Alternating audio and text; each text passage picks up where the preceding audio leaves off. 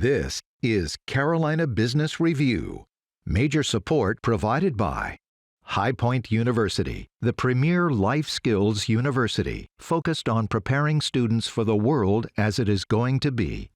Blue Cross Blue Shield of South Carolina, an independent licensee of the Blue Cross and Blue Shield Association.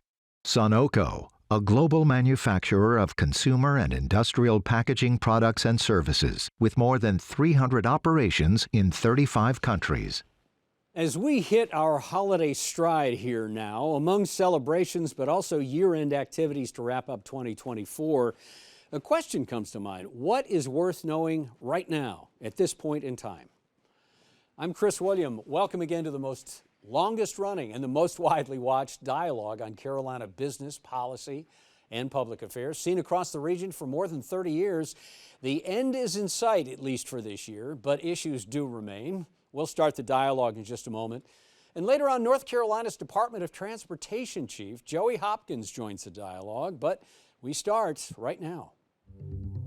Major funding also by Foundation for the Carolinas, a catalyst for philanthropy and driver of civic engagement, helping individuals, nonprofits, and companies bring their charitable visions to life. Truliant Federal Credit Union, proudly serving the Carolinas since 1952 by focusing on what truly matters, our members' financial success. Welcome to Brighter Banking. And Martin Marietta, a leading provider of natural resource-based building materials, providing the foundation on which our communities improve and grow. On this edition of Carolina Business Review, Patrick Woodie from the NC Rural Center, Antjuan Seawright of Blueprint Strategy, and special guest, Joey Hopkins, North Carolina Transportation Secretary.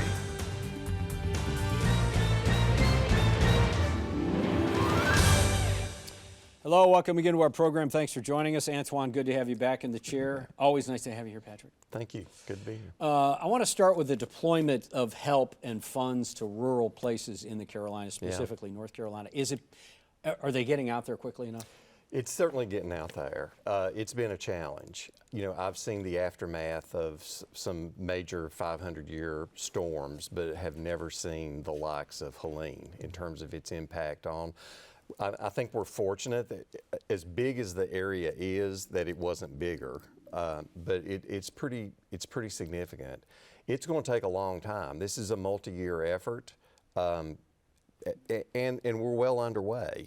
I think as we get underway, as I talk to leaders in the West, the thing that they're really mindful of, we have a very well-defined disaster recovery system. It's bureaucratic, it's complex, and at the end of the day, it doesn't always work very well for people. And they're very mindful of the fact of trying to think innovatively and differently about how do we, for example, housing, how do we get people from a temporary situation to a permanent situation quicker? How do we try to minimize the population loss that Western North Carolina is actually going to see and is already seeing? We've already lost some population as a result of the storm.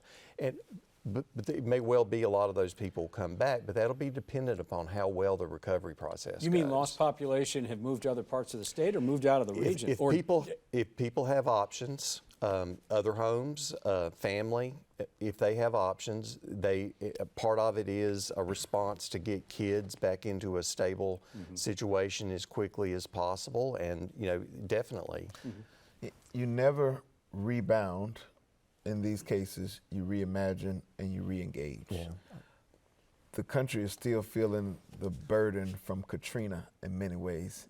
In South Carolina, we're still feeling the burden from that once-in-a-generation flood we had several years ago. So people will never be made whole again, but you want to create a new sense of normalcy. And so we continue to pray for those who've been impacted, but we continue to reimagine what life after the storm looks like. And that's what North Carolina is going to do. unfortunately, the country is going to have to buckle and prepare for that because the climate crisis is real. We're going to see more of these storms, and the impact are going to become more and more severe as time goes. So policymakers, lawmakers, officials need to prepare for what that may look like in the future, and including citizens of the Carolinas. So when we layer on top of that the politics of the day, and specifically coming out of I think it's an understatement to say a bruising presidential campaign, but when we lay that on top in North Carolina, Patrick, Donald Trump won the state. Yep. But the top jobs, the governor, the lieutenant governor, the AG, the Secretary of State, et cetera, are Democrats. Yeah. What does that say about North Carolina? Well, that says, welcome to North Carolina. That's been the last 40 years. You know, it's not at all unusual that we split our votes at the top of the ticket between president and governor and some of the council of state races. So I think what I saw was what's pretty typical in North Carolina. And at the end of the day, I mean, there were clear margins. There wasn't any I was going to say races, it wasn't close. It wasn't. But they were not nothing was a blowout. I mean, these were close races from a statewide standpoint. South Carolina, two big names, two political stars. Tim Scott, Senator Tim Scott, will most likely, and I'm going to ask you this, figure prominently in a new administration, but also Nikki Haley. So those two have two different fortunes going on right now. How would you predict those two? I think the former governor is positioning herself for 2028. Keep in mind, according to the Constitution, the president-elect can only serve 4 years. She was a close second, most people would agree, in the presidential preference primary for 2024.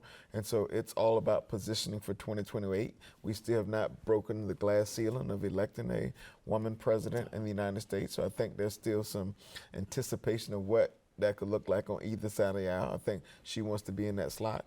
Tim Scott just became the chair of the Republican Senatorial Campaign Committee, a big leadership role to help defend, protect, and expand the Republican Senate map as it is. And so I think they're on two different tracks. What I do know is that South Carolina is still in the forefront going into 2028. Scott has been reelected. Lindsey will be up for reelection.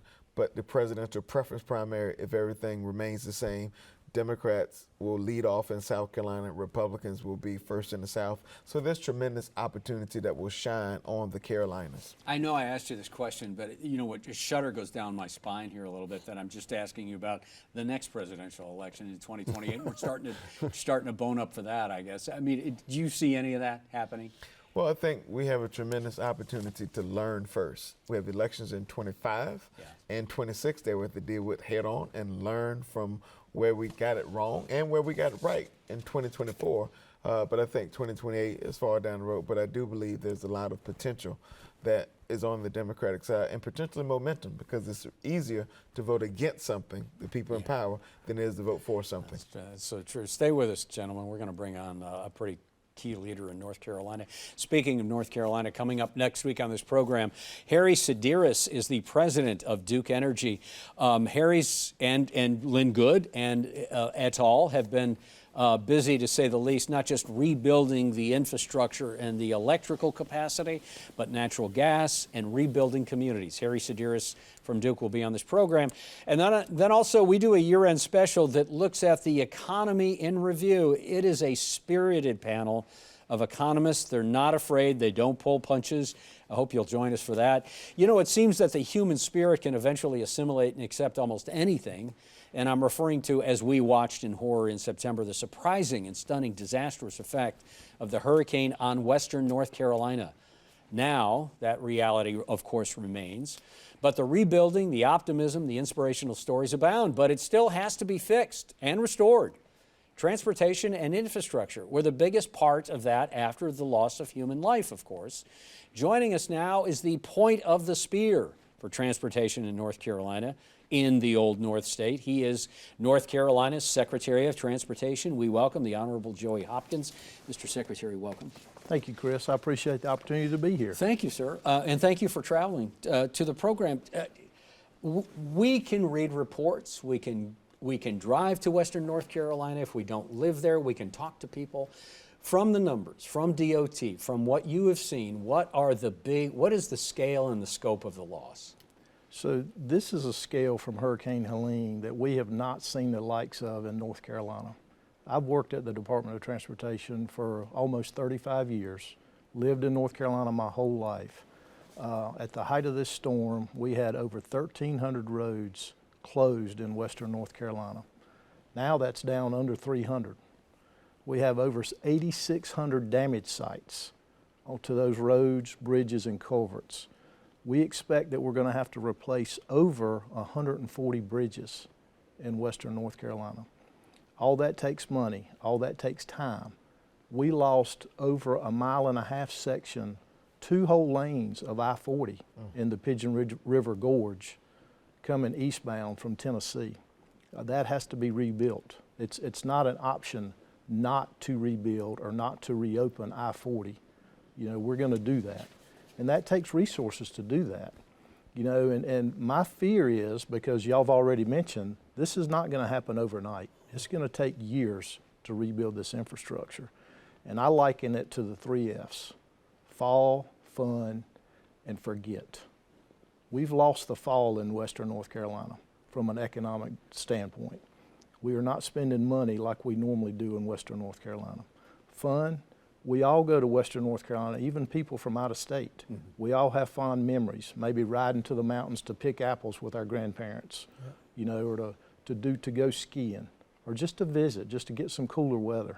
Forget, because it's going to take so long, we're going to forget what's happening in western North Carolina and what the need is. And I think it's our duty to help people remember that, to remember to keep the focus on it, but also to remember to go and spend money to support these local businesses and local communities. And all those drive up to the big F, which is funding. Mm-hmm. And so we need money to restore western North Carolina. From our standpoint, from the transportation infrastructure, and these are very preliminary numbers subject to change, we expect to need about $5 billion to rebuild the transportation infrastructure in western North Carolina. And let me kind of put that to scale. We've had 2 major storms in the last 8 years in North Carolina, Matthew and Florence. Mm-hmm. Combined, they've cost us $450 million. Together. Now we need $5 billion. Over the last 8 years, for all declared storms, we spent less than $700 million in the whole state on transportation infrastructure. So this is a scale we've never seen. This will put a strain on our resources, our contractors, our suppliers, our employees, but it'll put a strain on everything. Are you optimistic you can get that financed right? And what does the financing look like? Does it look like the General Assembly stepping up? Does it look like federal dollars? Do you float bonds? How does it work? So it'll take a combination of possibly all that, including bonds, you know, but we would have to have the authority to be able to sell some sort of recovery bonds to be able to do that. But historically, FEMA and Federal Highway Administration help us respond to storms from a financial perspective. Typically, we have to spend about 35% of the dollars on state or local dollars, and then the federal government through FEMA or FHWA reimburse the rest. So if you do the simple math, we're talking somewhere around $1.7 billion of state needs here.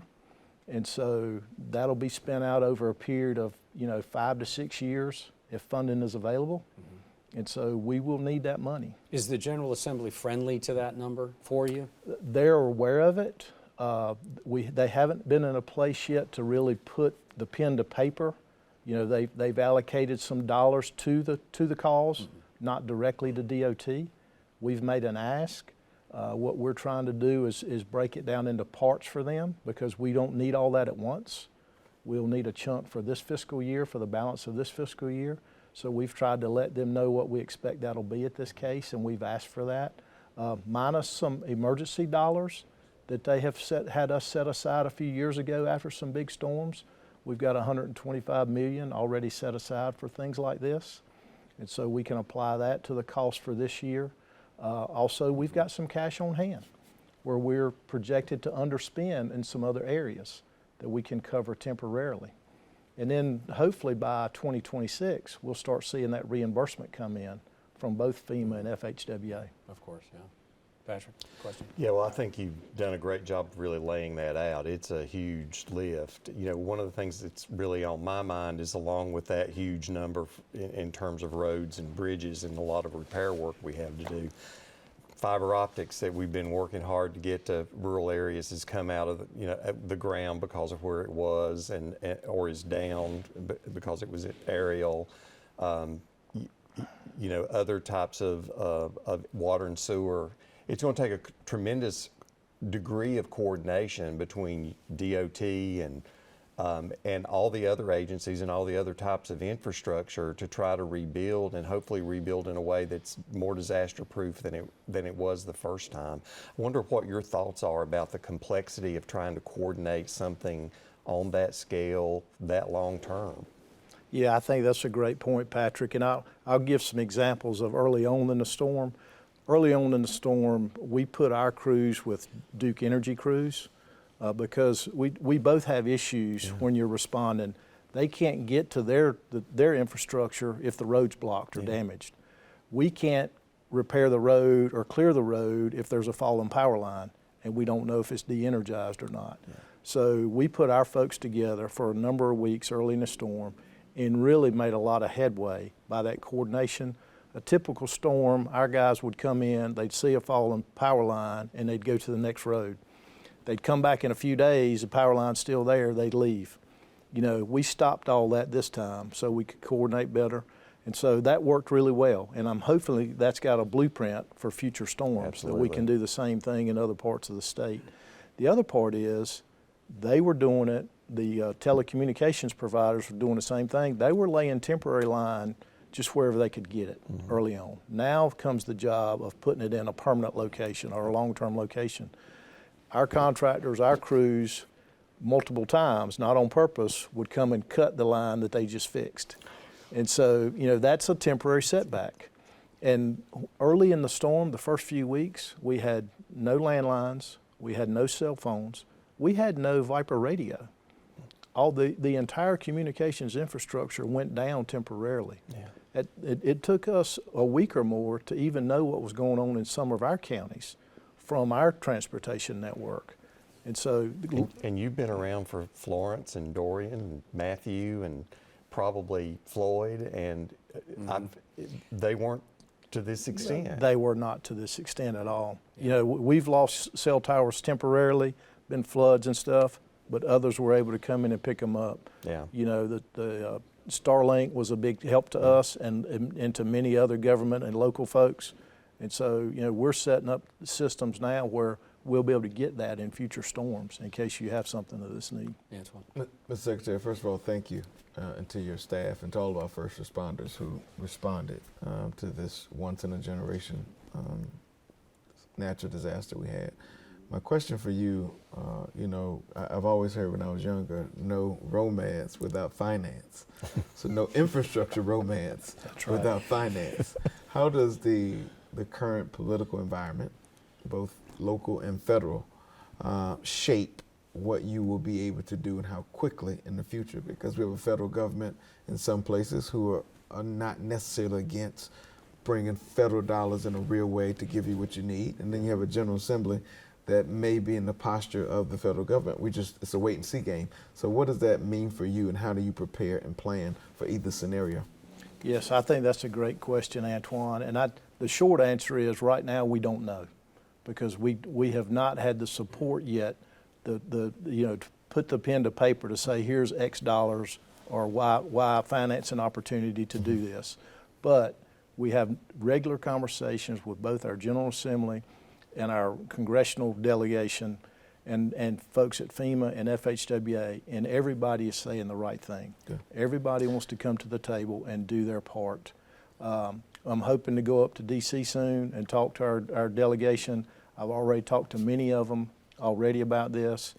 They're asking Congress to come back to fully fund FEMA, to fully fund FHWA, and to get us those federal finances so we can address this storm. And it's not just North Carolina. We got hit the worst, but it hit multiple states. How do you prepare for future storms, very quickly? How do you prepare for future storms? Because we know they're going to happen again, on top of trying to repair and rebuild for what you're doing now. Yeah, I think you do it in a couple of ways. One way, which Patrick mentioned a second ago, you have to build back better. We have to be more resilient in what we build back, and I-40 is a prime example.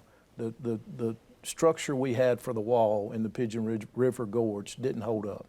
So we're not actually going to move 40, maybe more than a few feet one way or the other, but we've got to figure out a system to tie that wall into the bedrock so that river can't get under or behind that to make it more resilient. We've got areas now where we've got to put in larger culverts. We got to put in head walls where maybe we didn't have a head wall to protect that culvert.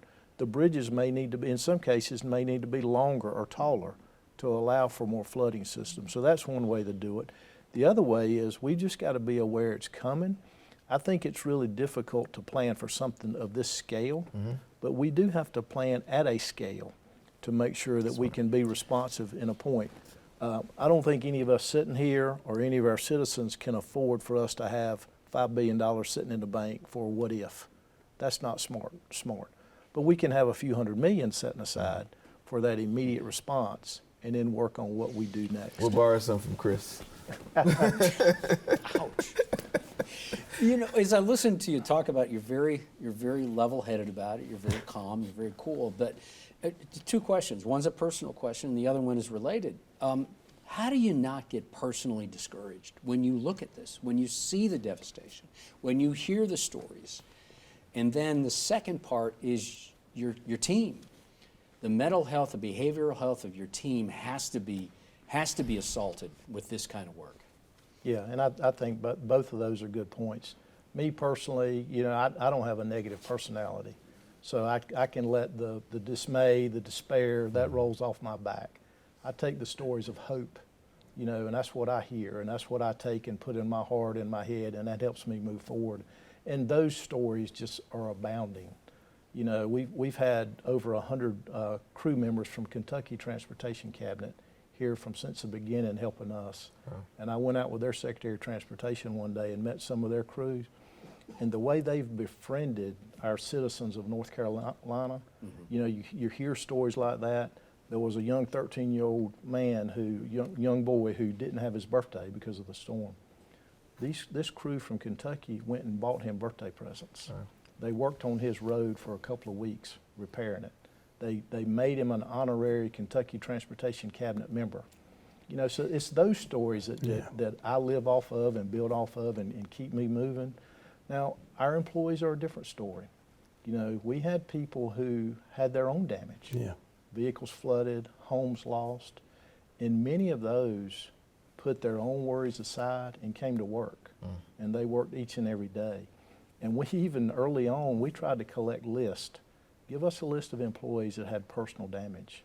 Nobody wanted their name on that list. There's people in worse shape than me. I don't need the money. I don't need the help. I just want to go help others. You know, and those things, but with that said, they still struggle. You know, we've brought in people to talk to them, professionals that are trained in that, and talk to them, and we'll still do that. They've seen things that they are not trained to see. They've seen things that they've never seen in their careers, you know, and which we've all heard those stories. And so we've got to make sure that we keep an eye on them and that we give them that professional help if needed, you know, and thank goodness things have changed over time. And it's not looking bad on you if you go and try to get some help and some assistance, because some people need it. Yeah, thank you. And we probably all need it from time to time. Yeah, thank you. I wish we had more time to unpack that particular element. 2 minutes, you have a quick question? Well, I just want to add on to something that the Secretary said. You know, during this time, we've had a chance to see people at their absolute most distressed level you will ever witness human beings, you know, in the course of this. But it's also brought out the absolutely best part of human beings, and human beings that are not connected in any way to the region or the people there, other than just they feel for them. And I think that can give us a lot of hope. It sounds like you've seen a lot of that. I have seen a lot of it. I've talked to a lot of crews out there, and typically outside of a storm, when our guys are out in the road doing work, people aren't happy to see them. You know, they're in the way. You're slowing me down. You know, I got to get from point A to point, I got to get to work. You're making me late for work. This storm, or any storm for that matter, brings out the best in the public. Yeah. They're so grateful and thankful. They've been cooking for our crews. They've been bringing them pies, bringing them lunch, just stopping and thanking, you know, and it's just thanking them for that work. And that gives our folks hope. Yeah. But at the same Keeps them time, going. the work that our crews are doing every day gives the public hope. Yeah. They see the difference that they're making out there, the progress that they're making. When you reopen 1,000 roads in less than 50 days, our crews, contractors, volunteers, crews from Florida and Kentucky, they have made a big difference, and they continue to make a big difference. Mr. Secretary, I wish we had more time, but we're literally out of time. Thank you, not just for coming and being on the program and fighting traffic, and no pun intended, but for your leadership. It's appreciated. So thank you, Chris. I appreciate it, and again, thank you for the opportunity to be here. Please come back. Antjuan, you always look good. Thank you. You just do. And we've appreciated you being a special member of this panel, so thanks. Please come back. I feel like it's family. Thank you. Thank you. And Patrick, same thing. Thanks for being here. Thank you. Good to see you. Until next week, I'm Chris Woodie, and we hope your weekend is safe and good. Good night. Bye. Gratefully acknowledging support by Martin Marietta, Truliant Federal Credit Union, Foundation for the Carolinas, Sunoco, Blue Cross Blue Shield of South Carolina, High Point University, and by viewers like you. Thank you.